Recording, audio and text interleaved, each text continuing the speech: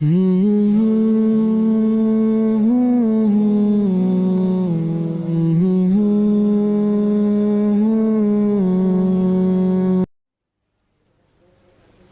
صفا on line کے خاص پروگرام مذاکرہ میں آپ کا استقبال ہے۔ میں ہوں منور سلطان۔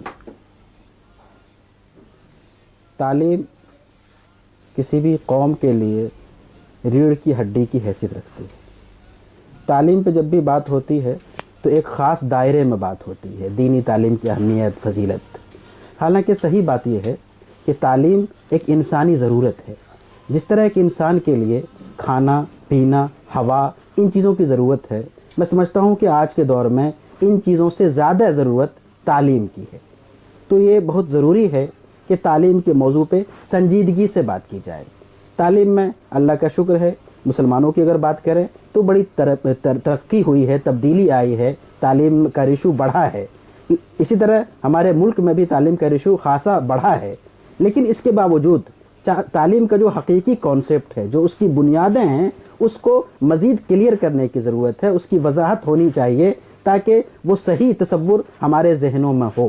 اسی لیے آج ہم بات کریں گے کہ تعلیم کے تقاضے کیا ہیں، خاص طور پہ آج کے دور میں اس کے تقاضے کیا ہیں، اس کی ضروریات کیا ہیں، اور ایک عام انسان کے لیے کس طرح کی تعلیم ہونی چاہیے اور اس کی عملی شکلیں کیا ہیں۔ اس موضوع پر بات کرنے کے لیے آج ہمارے ساتھ ایک اہم مہمان موجود ہیں، مولانا مصطفیٰ مدنی صاحب۔ مولانا مصطفیٰ مدنی صاحب کی خاص بات یہ ہے کہ وہ جہاں دینی تعلیم کے اداروں سے وابستہ ہیں، وہیں عصری درسگاہیں یعنی اسکول کے بھی ذمہ دار ہیں، اور دونوں نظام کو وہ نہ صرف دیکھ رہے ہیں بلکہ برت رہے ہیں، سماج پہ گہری نظر رکھتے ہیں۔ لہٰذا آج ہم بات کریں گے تعلیم کے موضوع پہ۔ مولانا، آپ کا استقبال ہے ہمارے پروگرام میں۔ تعلیم کی اہمیت پہ خوب باتیں ہوتی ہیں اور ہونی چاہیے، اس میں کوئی دو رائے نہیں ہے، لیکن آج کے دور میں جو ٹیکنالوجی کا دور ہے، فاسٹ دور ہے، اس میں تعلیم کے تقاضے کیا ہیں؟ اس حوالے سے ہم جاننا چاہیں گے کہ تعلیم کا جو مفہوم ہے وہ صحیح مفہوم کیا ہے، اس کی وضاحت۔ بسم اللہ الرحمن الرحیم۔ بہت ہی بہتر قدم ہے آپ کے صفا آن لائن کا کہ تعلیم کے موضوع پر آپ نے ایک گفتگو شروع کی ہے، اور اللہ تعالیٰ اس گفتگو کو مزید آگے بڑھائے اور اس کے بہتر نتائج لوگوں کے سامنے لائے۔ دراصل تعلیم جو ہے وہ انسان کو بنانے کا ایک بہترین ذریعہ ہے۔ تعلیم کا مطلب سیکھنا، جاننا، سمجھنا۔ علم معلومات کو بھی کہتے ہیں، کسی چیز کی سمجھ اس کو بھی علم کہتے ہیں، کیونکہ انسان جو ہے اسے اللہ تبارک تعالیٰ نے دماغ دیا ہے، ایک صلاحیت دی ہے۔ جب وہ کسی چیز کا علم حاصل کرتا ہے تو آٹومیٹک وہ اس کے نتیجے میں بہت ساری چیزیں اور حاصل کر لیتا ہے جس کا اسے پہلے سے گمان نہیں ہوتا ہے۔ تو دراصل علم جو ہے وہ کہتے ہیں سیکھنے کو، جاننے کو۔ سیکھنا اور جاننا اس کے دو بنیادی ذرائع ہیں، ایک ہے پڑھنا لکھنا اور دوسرا ہے مشاہدہ۔ مشاہدے کے ذریعے انسان علم حاصل کرتا ہے، اور دوسرا علم وہ حاصل کرتا ہے لکھ کر کے اور پڑھ کر کے۔ تو تعلیم میں یہ دونوں پہلو ساتھ ساتھ ہوتے ہیں، اور تعلیم لکھنے، پڑھنے اور مشاہدے تینوں کے مجموعے کا نام ہوتا ہے۔ اور بنیادی طور پر تعلیم کا مقصد انسان کو سنوارنا، بنانا، اس کی صلاحیتوں کو ترقی دینا، اور اسے یقیناً اللہ تبارک تعالیٰ نے جو بے پناہ صلاحیت دی ہے اس کے لیے، اس کے استعمال کے لیے اسے تیار کرنا، یہ دراصل تعلیم کا بنیادی مفہوم ہے۔ اس وقت جو تعلیم کا نظام ہے ہمارے ملک میں، تو عام طور پہ اس کو دو خانوں میں بانٹ دیا جاتا ہے، اور پھر دونوں کے الگ الگ تقاضے ہیں۔ حالانکہ صحیح صورتحال یہ ہے، اور اس وقت کے جو چوٹی کے ماہرین تعلیم ہیں، ہم علماء کی بات کرتے ہیں، مولانا خالد سیف اللہ رحمانی صاحب اور دیگر حضرات، ان لوگوں نے بار بار یہ مشورہ دیا ہے کہ جو تعلیم کا دو نظام ہے، بلکہ اس کے اوپر کہیں حضرت مولانا مفکر اسلام حضرت مولانا علی میاں رحمۃ اللہ علیہ، انہوں نے بھی اس بات پہ زور دیا ہے کہ جو تعلیم کی ثانویت ہے یہ نہیں ہونی چاہیے، بلکہ ایک کامن تعلیم ہونی چاہیے، اس کے پاس ایک دور ہونا چاہیے جو اختصاص کا، اسپیشلائزیشن کا۔ تو آپ کا ماشاءاللہ خود براہ راست تعلیم سے وابستگی ہے، تو تعلیم کے مراحل کیا ہونے چاہیے؟ یہ بہت بنیادی چیز ہے، اور ماشاءاللہ اس پر بہت اچھا ہمارے علماء نے، مفکرین نے اور تعلیم کے میدان سے وابستہ افراد نے بہت کچھ گفتگو کی ہے کہ تعلیم بنیادی طور پر اسے خانوں میں تقسیم نہیں کیا جانا چاہیے ایک مرحلے تک. تو بنیادی طور پر اگر دیکھا جائے تو تعلیم کے 3 مراحل ہیں. پہلا مرحلہ ہے بنیادی تعلیم کا اور اس کی ایک عمر ہے, اس کا ایک سسٹم ہے. دوسرا مرحلہ ہے انسان کو کسی اسپیشل ریسرچ کے لیے تیار کرنا, وہ بیچ کا مرحلہ ہے. اور تیسرا مرحلہ ہے اس کے لیے وہ آخری تعلیم کا بظاہر مرحلہ جو ایک سسٹم میں آ کر کے انسان تحقیقی مرحلے تک پہنچ جائے. یہ 3 مرحلے ہیں. جو پہلا مرحلہ ہے وہ بنیادی طور پر ہر انسان کی یکساں ضرورت ہے, ہر معاشرے کی یکساں ضرورت ہے, بلکہ اس تعلیم کو زمانے کے لحاظ سے دراصل تعمیر کرنا چاہیے, مرتب کرنا چاہیے. یعنی وہ مرحلہ بنیادی طور پر اس زمانے کی جو ترقی کی رفتار ہوتی ہے اس ترقی کے رفتار کا ساتھ دینے کے لیے طے کرنا چاہیے. مثلا آج کا زمانہ ہے, آج زبان کے لحاظ سے اگر دیکھا جائے تو جہاں ہماری اردو زبان ایک بہترین مادری زبان ہے, وہیں آج انگریزی زبان ایک بہترین علمی زبان ہے. تو ہمیں چاہیے کہ اس پہلے مرحلے میں اردو زبان کے ساتھ ساتھ انگریزی زبان کی ہم اچھی تعلیم حاصل کریں. اسی کے ساتھ ساتھ ہندی زبان یہاں کی ملکی تعلیم ہے اور یہاں ملکی زبان ہے. بے شمار ذرائع, بے شمار ایسے کام جو ہندی زبان میں ہوتے ہیں, اس کے لیے ہمیں ہندی کا بھی جاننا ضروری ہے. تو گویا کہ پہلا مرحلہ جو تعلیم کا ہونا چاہیے وہ ہمارے انسانی زندگی اور معاشرتی زندگی کے ضرورت کے اعتبار سے مرتب ہونا چاہیے. اب گویا ہماری ضرورت کیا ہے لسانیات کے لحاظ سے کہ کم از کم ہم اردو زبان کو, ہندی زبان کو اور انگریزی زبان کو بنیادی طور پر سیکھیں. اسی کے ساتھ ساتھ بحیثیت ایک مسلمان کے عربی زبان بھی اس کی بنیادی زبان ہے. کیوں؟ قرآن مجید عربی میں ہے, نبی کریم صلی اللہ علیہ وسلم کی احادیث عربی میں ہے, عربی میں بہترین ذخیرہ موجود ہے. تو عربی زبان سے واقفیت یہ بھی ہماری بنیاد ہے. اسی کے ساتھ اب علوم میں آپ آئیے. علوم میں آنے کے بعد وہ اسلام کے بنیادی علوم بحیثیت مسلمان کے ہمیں سیکھنا ضروری ہے, عقائد کو جاننا ضروری ہے, لیکن سماج کے بھی بنیادی علوم کو ہمیں جاننا ضروری ہے. مثلا میتھ ہے, سائنس ہے, سوشل سائنس ہے, اس طرح کی جتنی چیزیں ہیں وہ بھی جاننا ہماری بنیادی ضرورت ہے اور یہ تعلیم کا بنیادی حصہ ہے. تو جو پہلا مرحلہ ہے جسے آج کے زمانے میں میٹرک تک, انٹر تک کہا جاتا ہے, یہ جو تعلیم کا مرحلہ ہے یعنی ابتدائی تعلیم جس کو پرائمری سیکشن کہا جاتا ہے, اس کے بعد مڈل تعلیم اور پھر ہائی اسکول اور انٹر, کم سے کم جس میں ایک بچے کی عمر تقریباً 17 سال ہو جاتی ہے, یہ تعلیم کامن ہونا چاہیے. یہ تعلیم مذہبی بنیادوں پر بھی پختہ ہونا چاہیے اور سماجی اور آج کے تعلیم کے اگلے مرحلے کے اعتبار سے بھی اسے بہت پختہ ہونا چاہیے. اگر ایسا نہیں ہوا تو یاد رکھیے کہ تعلیم یافتہ قوم تیار نہیں ہو سکتی ہے, یک طرفہ قوم تیار ہو جائے گی. اگر ہم نے صرف اس مرحلے میں 17 سال کی عمر میں اس کو بہت اچھی اردو زبان سکھا دی تو وہ یک طرفہ ہوگا, یعنی ایک زبان آئے گی جو آگے چل کے محرومی کا سبب بنے گی. یک طرفہ اس کو انگریزی ہم نے سکھا دی تو وہ بہت ساری چیزوں سے ناواقف رہ جائے گا اور اس کی کمی اور محرومی مانی جائے گی. عربی سے اگر نابلد رکھا ہم نے تو 17 سال کی عمر تک وہ اگر غیر متعارف رہا عربی سے تو گویا کہ وہ کمزور ہو جائے گا اور ناواقف ہو جائے گا. تو یہ پہلا مرحلہ. دوسرا مرحلہ آتا ہے کہ اسی تعلیم میں ایک دائرہ بنا کر کے اسے اس میں زیادہ پڑھانا. مثلا اگر کسی کا رجحان ہے مذہبی تعلیم کے حاصل کرنے کا تو اسے اب گویا کہ عربی زبان پر زیادہ توجہ دینی ہے, اسلامیات پر زیادہ توجہ دینی ہے, فقہ حدیث تفسیر پر زیادہ توجہ دینی ہے. لیکن ابھی اس کا کام یہ جو سماجی علوم ہے ان سے ختم نہیں ہوا ہے, کیونکہ ایسا ممکن نہیں ہے کہ وہ ان علوم کو جانے اور سماجی علوم کے بغیر ان کی خدمت صحیح سے کر سکے, یہ ممکن نہیں ہے. تو یہ جو بیچ کا مرحلہ ہے, مڈل مرحلہ ہے, اس میں اسے سماجی علوم کے ساتھ ساتھ اس علم کو جس میں اس کا میدان ہے, جس کو وہ مستقبل میں اپنا میدان بنانا چاہتا ہے, اس کا اس کے لیے زیادہ حصہ متعین کیا جائے. اور تیسرا مرحلہ وہ خالص اسپیشلائزیشن کا ہے. ایک شخص تفسیر میں, قرآن مجید کے علم میں ماہر بننا چاہتا ہے تو اب اس کی ذمہ داری ہے کہ اس میں داخل ہو جائے. ایک شخص ڈاکٹر بننا چاہتا ہے تو اب وہ اس میں داخل ہو جائے. ایک شخص انجینئر بننا چاہتا ہے تو اب وہ اس لائن میں چلا جائے. ایک شخص ماہر سیاسیات بننا چاہتا ہے, معاشیات بننا چاہتا ہے, اب اس میں چلا جائے. یہ دراصل تعلیم کے 3 مراحل ہیں جنہیں ہمیں پورا کرنا بہت ضروری ہے.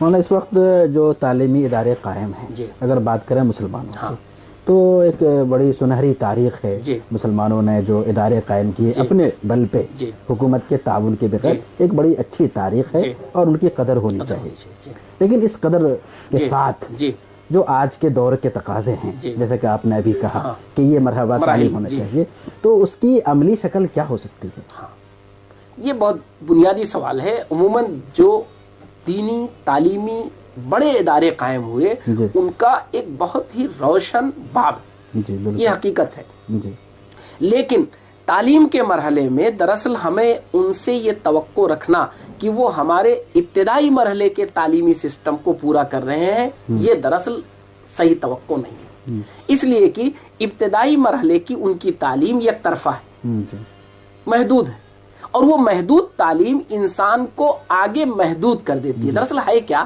کہ تعلیم جو ہے، اگر آپ نے اس کو ایک محدود سطح پر شروعات کی جی تو آگے آپ محدود ہو گئے. مثلا ایسے سمجھیے جی آپ کی زبان خالص عربی ہے جی تو آپ وہیں کامیاب ہو سکتے ہیں جہاں عربی بولی اور پڑھی جاتی ہے. جی آپ کی زبان خالص اردو ہے تو وہیں کامیاب ہوں گے جہاں اردو بولی اور پڑھی جاتی ہے. اب اگر آپ کو آگے دوسرے زبان کی ضرورت ہے تو آپ کمزور ہو جائیں گے، آپ اس فیلڈ میں پھر جائیں گے نہیں.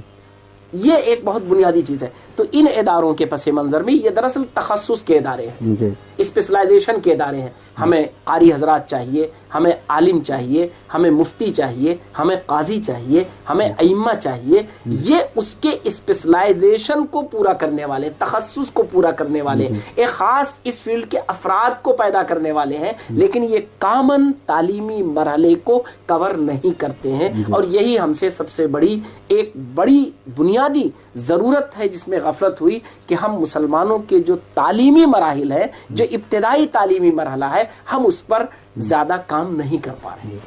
اگلا سوال ہمارا یہی ہے کہ آج کے دور کے تقاضوں کے مطابق جی، جو ابتدائی تعلیمی نظام آپ نے جی، بتایا، اس کو کیسے ڈیزائن کیا جا سکتا ہے کہ ایک ماڈل نظام بنے جی، جی، اور جو ضرورت ہے اس کی تکمیل ہو، دو دھارے جو ہیں یہ ختم ہو جائیں اور ایک اچھا انسان، ایک اچھا مسلمان، ایک اچھا شہری تیار ہو.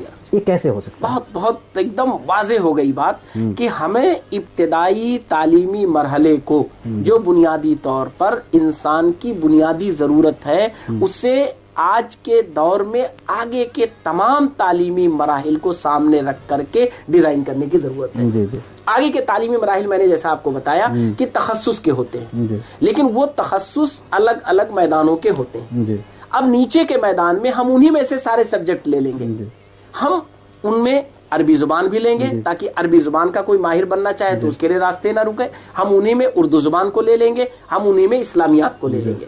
اب آ جائیے سماجیات میں. سماجیات میں آگے کوئی شخص انجینئر بننا چاہے تو ہم اسے آج سائنس پڑھا دیں گے، آج آگے کوئی ڈاکٹر بننا چاہے تو ہم اسے فزکس پڑھا دیں گے، کیمسٹری پڑھا دیں گے، تاکہ وہ کسی بھی فیلڈ میں جانا چاہے تو وہ اس کے لیے راستے نہ رکے. تو بنیادی طور پر ہائی اسکول کی سطح تک، یعنی گویا کہ 5 سالہ پرائمری اور اس کے بعد کے 5 سال، یہ 10 سال کا جو تعلیمی مرحلہ ہو، اسے ہمیں چاہیے کہ تمام جو آگے کے تخصصات ہیں ان کے بنیادی مضامین کو لے کر کے اور اسے ڈیزائن کریں، اور اس میں ہم بچے کو رغبت دلائیں، مضبوط کریں، اور پھر اس کی اپنی رغبت کے اعتبار سے آگے کا میدان اس کے لیے متعین خود بخود ہو جائے گا، اور انشاءاللہ وہ کامن تعلیم یافتہ ہو جائے گا. اسی وجہ سے آج ہمارے ملک میں یہ بات بہت یعنی قانونی سطح پر آ گئی ہے کہ کم سے کم انسان ہائی اسکول ہو تو اسے تعلیم یافتہ مانا جائے گا.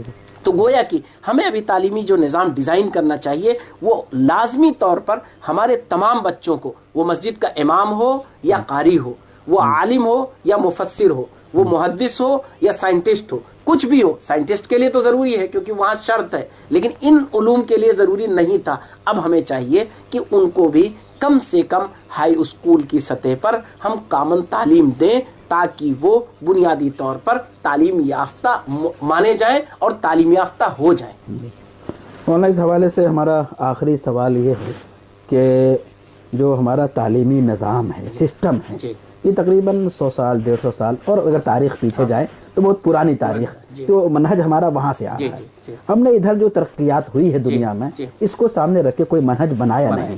تو کیا ایسا نہیں لگتا ہے کہ خود تعلیم پہ، تعلیم کے منہج پہ، سسٹم پہ تحقیق ہونی چاہیے، اور جو لوگ تحقیق کر رہے ہیں ان کو سامنے آ کے لوگوں کی رہنمائی کرنی چاہیے کہ آج کے دور میں اس طرح کا تعلیمی سسٹم زیادہ مفید ہو سکتا ہے، اور اس میں ہماری طرف سے کہیں نہ کہیں کمی ہو رہی ہے۔ بہت ہی حساس اور بہت ہی اہم گفتگو ہے، یہ سوال ہے آپ کا، اور اس پر واقعتاً جب وہ پڑھیے یا دیکھیے یا کہیں جا کر کے جائزہ لیجئے تو اندازہ ہوتا ہے۔ مثلا زبان پڑھانے کا مسئلہ ہے، آج دنیا نے بہت ترقی کر لی ہے۔ ہم ایک بچے کو زبان جب پڑھانا شروع کرتے ہیں تو ہمارے پاس آج کے 100 سال پہلے کا ایک تجربہ ہے جو ہمارے سامنے ایک کتاب کی شکل میں ہے۔ آج دنیا نے اس کو زبان کو پڑھانے کے لیے نئے نئے تجربات کیے ہیں، نئے نئے وسائل آ گئے ہیں۔ ہمیں چاہیے کہ ہم تعلیمی میدان میں ان وسائل سے فائدہ اٹھائیں۔ آج پہلے ایک بچہ عام طور پر 5 سال کا 4 سال کا ہو جاتا تھا، پھر وہ اسکول جاتا تھا۔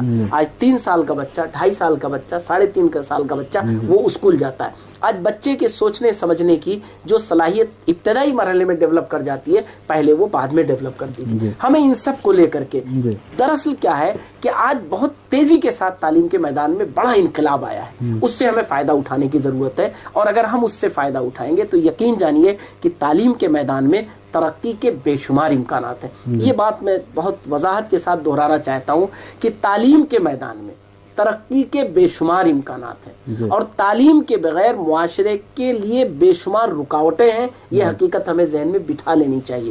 ایک بچہ آپ کے گھر میں ہے، آپ کو نہیں اندازہ کہ اس بچے کے اندر کتنی صلاحیتیں اللہ نے رکھی ہیں۔ ان صلاحیتوں کی یافت، اس کی پہچان کیسے ہوگی؟ اسی وقت ہوگی جب اسے تعلیم کے میدان میں آپ آگے بڑھائیں گے۔ تعلیم ہی وہ ذریعہ ہے جو اس کی صلاحیت کو ابھار کر سامنے لائے گا، اور یہ لگے گا کہ نہیں، اللہ نے تو اس کو بے پناہ صلاحیت دی ہے۔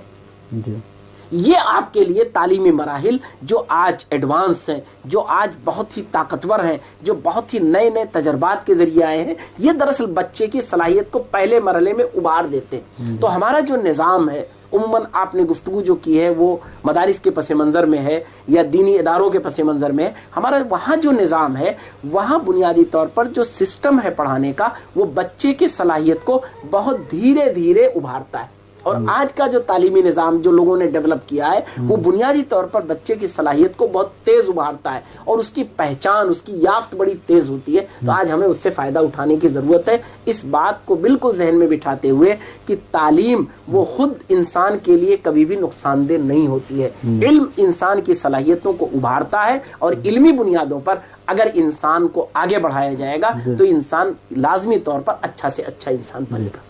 ایک چھوٹی سی وضاحت جو اس سوال میں باقی رہ جاتی ہے وہ یہ کہ تعلیم کے منہج پہ تحقیق ہونی چاہیے۔ بالکل، کیا آپ کو ایسا نہیں لگتا ہے؟ بالکل، تعلیم کے منہج پر مستقل تحقیق ہونی چاہیے، اور بہت اچھی کتابیں عربی زبان میں، انگریزی زبان میں اس پہ آ گئی ہیں۔ اردو میں اس پر بہت کم کام ہوا ہے، اس لیے میں اس حوالے کو نہیں دے پا رہا ہوں۔ حالانکہ بہت پہلے استاد محترم مولانا سید محمد رابع حسنی حفظہ اللہ نے ایک کتاب تیار کی تھی جو تعلیم کے منہج پر ہی تھی۔ وہ بہت پہلے کی کتاب ہے، 60-70 کی بات ہے۔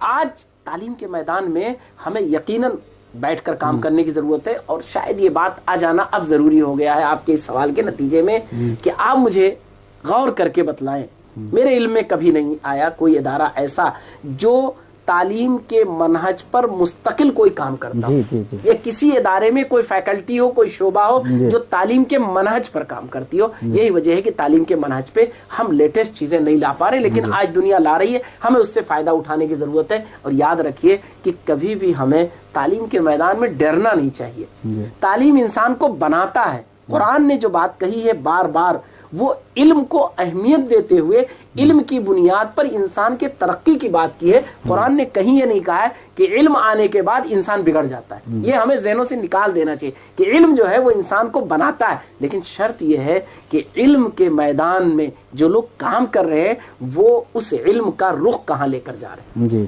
یہ ہے اصل مسئلہ، علم نہیں مسئلہ ہے، علم کے رخ کا مسئلہ ہے کہ علم اگر اللہ سے ملانے کے ساتھ ساتھ حاصل کیا جائے گا تو یقینی طور پر وہ علم بڑا طاقتور ہوگا، اور انسانی سماج کو اس سے بڑا فائدہ ہوگا۔ مولانا اس سوال کے حوالے سے ایک بات اور ذہن میں آ رہی ہے جو بہت ضروری ہے میرے خیال سے کلیئر ہونا، کہ ہم بہت سی چیزیں دوسرے ملکوں سے لیتے ہیں، دنیا جس طرح ترقی کر رہی ہے وہ ترقی کی رفتار ہمارے یہاں تو بہت محدود پیمانے پہ دکھائی دے رہی ہے، لیکن جو دوسرے ممالک ہیں، اگر ہم عالم عرب کی بات کریں، ترکی کی بات کریں، مصر کی بات کریں، تو وہاں وہ منہج بہت تیزی سے آتا ہے اور مسلمانوں کے اپنے نظام میں وہ چیز اپڈیٹ ہو جاتی ہے. تو یہ چیز ہم وہاں سے کیوں نہیں لے رہے ہیں؟ اس کی کیا وجہ ہے؟ خیر اس کی دو وجہ رہی ہے. وجہ کے لحاظ سے معذور ہیں ہمارے لوگ جنہوں نے پہلے نہیں لیا. ایک تو یہ کہ ہمارے یہاں جو یہ نظام ہے جن لوگوں کے ہاتھ میں ہے وہ بڑی محنت اور مشقت کے ساتھ اس نظام کو چلا رہے ہیں، تو ان کے پاس وسائل کی کمی ہے. اور دوسری چیز یہ ہے کہ ہمارے یہاں تحفظات تھوڑے سے ہیں، جس کی وجہ سے ہم یہ چاہتے ہیں کہ کہیں ایسا نہ ہو کہ اس کی وجہ سے ہم کسی خطرے میں چلے جائیں، کسی نقصان میں چلے جائیں. تو دونوں چیزیں اب ختم کرنے کی ضرورت ہے، کیونکہ نہ ہمیں تحفظات کا شکار ہونا ہے اور نہ اب وسائل کی کمی ہے. ہمیں چاہیے کہ اس میدان میں ہم آگے آئیں اور کام کریں. انشاءاللہ بہت بہتری آئے گی. آج اگر ہم پرائمری سطح پر اچھے وہ ادارے شروع کریں جہاں بہترین عصری تعلیم ہو اور دین کی بنیادوں پر تعلیم ہو، تو میں آپ کو بتاؤں کہ آپ اس کو اپنی بنیادوں پر بہت اچھا چلا سکتے ہیں. آج میں ایک آپ کے صفحہ آن لائن کے حوالے سے ان نوجوانوں کے لیے، ان نوجوان علماء کے لیے کہنا چاہتا ہوں کہ آج اسلامک اسکول جو کھل رہے ہیں وہ اپنی بنیادوں پر مضبوط ہو کر چل رہے ہیں اور لوگ انہیں بہت اچھا پیسہ دے رہے ہیں. سماج کی آج یہ کیفیت ہے جس کیفیت کا ہمیں بھرپور فائدہ اٹھانا چاہیے کہ وہ چاہتے ہیں کہ میرا بیٹا کاش وہ ڈاکٹر ہونے کے ساتھ حافظ ہو جائے، کاش میرا بیٹا انجینئر بننے کے ساتھ حافظ قرآن ہو جائے، کاش میرے بیٹے کو دینیات اور اسلامی ثقافت آئے اور وہ میرا بیٹا آگے پروفیشنل کورسز میں جائے. آپ اگر نیچے یہ سسٹم بنا لیں گے تو یاد رکھیے کہ آپ مضبوط تعلیمی نظام کو لے کر چل سکتے ہیں. اس کے پورے امکانات ہیں اور اگر آپ اس بات کو مہم بنائیں تو انشاءاللہ تعلیم کی مہم وہ مہم ہے جس سے سماج کی بھی بہتری ہوگی اور سماج میں بھی انشاءاللہ بہتری آئے گی. بہت بہت شکریہ. ناظرین، آپ دیکھ رہے تھے صفحہ آن لائن کا خاص پروگرام مذاکرہ، اور آج ہمارے ساتھ گفتگو کے لیے موجود تھے مولانا مصطفیٰ ندوی مدنی صاحب. آپ نے سنا کہ آج کے دور میں تعلیم کے تقاضے کیا ہیں، آپ نے یہ بھی سنا کہ ہمیں تعلیم کے لیے کیا کرنا ہے. جو ایک محدود تصور ہے اس کو ختم کرنا ہے اور آگے بڑھنا ہے. پوری دنیا ہماری منتظر ہے. بہت بہت شکریہ. جزاک اللہ.